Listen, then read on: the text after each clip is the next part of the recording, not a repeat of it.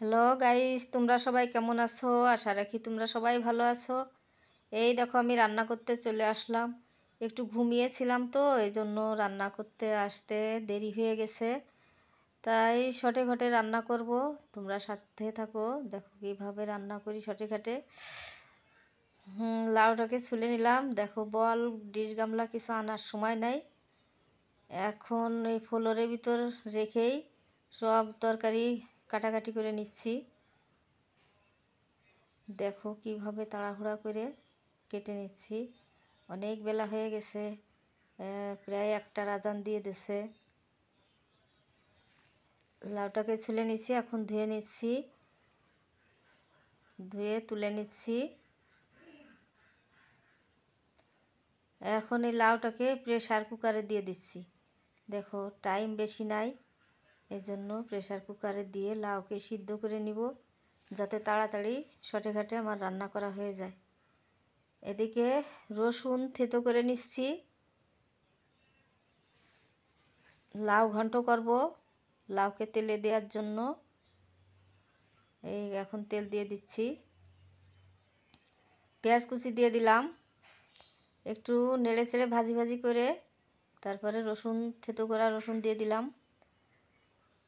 এই রসুনটা একটু ভাজি ভাজি করে নিয়ে এখন চিংড়ি মাছ দিয়ে দিলাম, ছোট ছোট চিংড়ি মাছ দিয়ে দিলাম। চিংড়ি মাছ ভাজি ভাজি করে নিছি। এখন লাউটাকে দিয়ে দেব। এই এই যে লাউটাকে দিয়ে দিলাম। দেখো লাউ সিদ্ধ হয়ে গেছে আর কালারটাও সুন্দর আছে, কালারটা নষ্ট হয়নি। দেখো আমার তাড়াতাড়ি রান্না করা হয়ে গেল।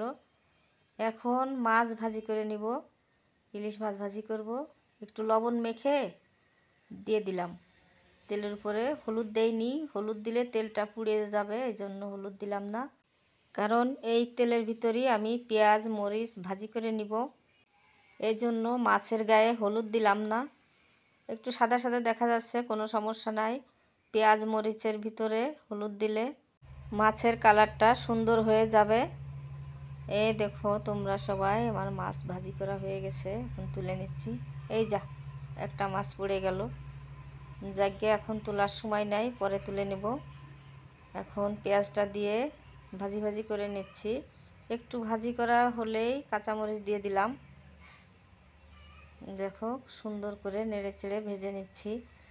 পেঁয়াজ মরিচটা ভাজি করা হয়ে গেছে, এখন ওর ভিতরে একটু পানি দিয়ে দিলাম, তাহলে পেঁয়াজ মরিচের স্বাদটা অনেক ভালো লাগবে, খেতে একটু নরম হয়ে যাবে।